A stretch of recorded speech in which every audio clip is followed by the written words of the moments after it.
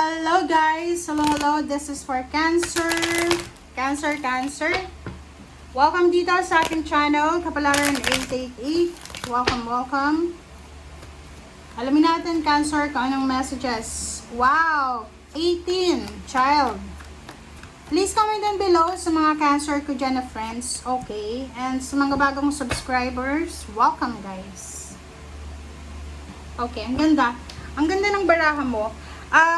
Same with the Scorpio and Pisces. So, nakikita ko sa'yo dito, there's a good luck and good fortune na posibleng papasok sa'yo, Scorpio. Cancer. Naku. Okay, Cancer. Pareho kayo ng Scorpio ng message eh. Sinasabi ng baraha sa'yo dito, na Cancer, there's a good fortune coming para sa'yo. Especially yung may mga baby dyan, children, may mga anak, may mga kids kayo. Nakikita ko sa'yo dito na may blessings, good news, na posibleng darating sa'yo or darating dito. Pwedeng scholarship, pwedeng tulong galing sa gobyerno, regalo, ganito. So, pwedeng mapipili siya for sponsorship or whatever man. So, congratulations sa inyong lahat, Cancer. Alright. Or pwedeng yung iba sa inyo dito, unexpected pregnancy or birthday celebration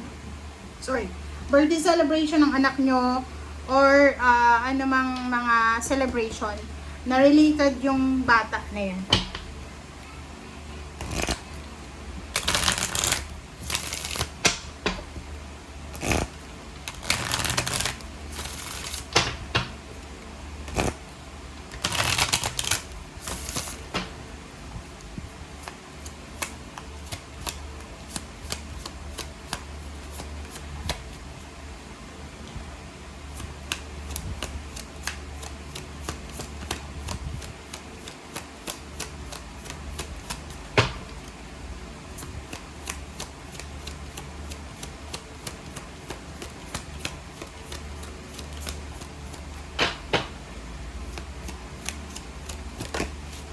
Alright, so morning.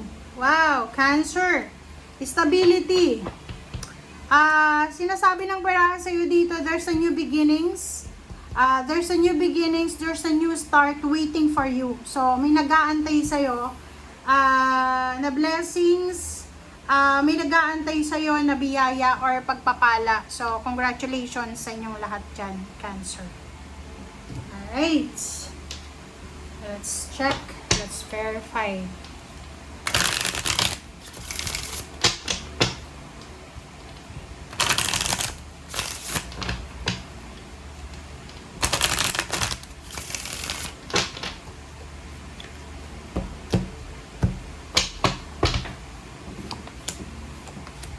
Alright, there's a healer of the ages. This is 6 balance. So, sabi ng baraha sa'yo, Cancer, na tapos na yung mga problema, sigalot, or kung ano man na hindi maganda na sitwasyon sa buhay mo. Kumbaga, may healing na paparating. So, halimbawa, dati minamalas ka, or may mga sakit sa pamilya mo, or may mga bagay na hindi magandang nangyayari, the balance is here. So, kung dati ay may mga imbalances na nangyayari sa buhay mo, patapos na siya sa linggong ito.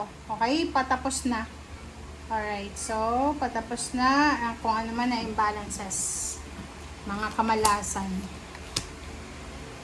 And at the same time, maganda din to kasi maybe you are connected sa isang relationship, sa isang tao. Basta there's a bad connection ka. Halimbawa, yung dati mong asawa, yung dati mong trabaho ay hindi maganda para sa health mo, ganyan. So, sabi ng baraha sa'yo dito na may connection ka, like friendship, family, or kung sino man na connection na pwedeng nagbigay ka ng sama ng loob, posibleng magkaroon ng healing. So, nakikita ko sa'yo dito na posibleng matatapos na kung ano man ang mga issues na yan na involved ka. Okay. Are you single? Kung single ka na babae na Cancer, dito sa barahang to, isang lalaki ang posibleng magkakagusto sa'yo, isang lalaki ang posibleng mapapansin ka, o isang lalaki ang posibleng magbibigay sa'yo ng interest.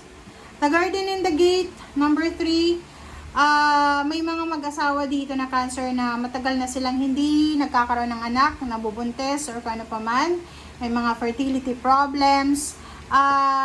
Sa barahan na to, sinasabi na posibleng yung pag-aantay mo ay posibleng matapos na. There's unexpected pregnancy, there's unexpected new job, unexpected new career, or kung ano pa man unexpected. Okay.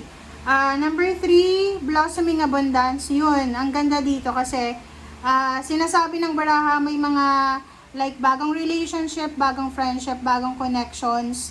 May mga ginagawa ka sa ngayon, Cancer, na magbo-blossom siya into a very, very beautiful and napakalaking blessing siya in the near future. Mag-iingat ka lang kasi naglipa na yung mga traidor, naglipa na yung mga judgmental, naglipa na yung mga tao na talagang iti-trigger yung button mo diba? Mag-iingat ka, okay? Umiwas ka sa kanila. Okay, Goddess of Moon, huwag kang masyadong mag-alala, huwag kang masyadong magpapanik. Just let go, let God, let it flow, guys. And Door to Spirit, huwag mong kakalimutan, Cancer, yung connection mo sa Panginoon, sa universe, sa yung spiritual helpers and guides, angels, kasi importante yan. Lalo sa linggong ito. This is Magician. May mga unexpected na encounter ka na mararanasan sa linggong ito. Like yung ex mo, pwedeng magkita kayo sa isang lugar. Yung kagalit mo, pwedeng magkita kayo. Yung mga taong ilang taon mo nang hindi nakikita, pwedeng makita mo. So there's so much unexpected na encounters na pwedeng mangyari sa'yo. Alright. Nandito si Archangel Michael. So wala kang dapat na alalahanin, Cancer. You and your loved ones, your possession, your work, your loved ones, kung ano man yan, all of you are safe. So, wag kang mag-alala. Okay? You're protected, you're guided. Ituloy mo lang kung ano yung mga pinaplano mo. Isang lalaki na mayaman ang posibleng makakaharap mo sa linggong ito. Pwedeng mag-offer siya sa'yo ng additional job.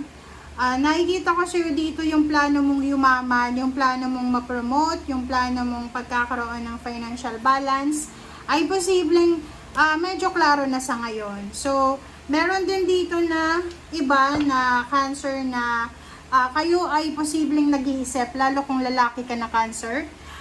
Pinag-iisipan mo kung maghahanap ka ba ng trabaho sa ibang bansa, or pinag-iisipan mo kung aalis ka ba para pumunta sa ibang bansa para maghanap ng trabaho or para hanapin yung swerte mo. Okay? Thank you, guys. Bye!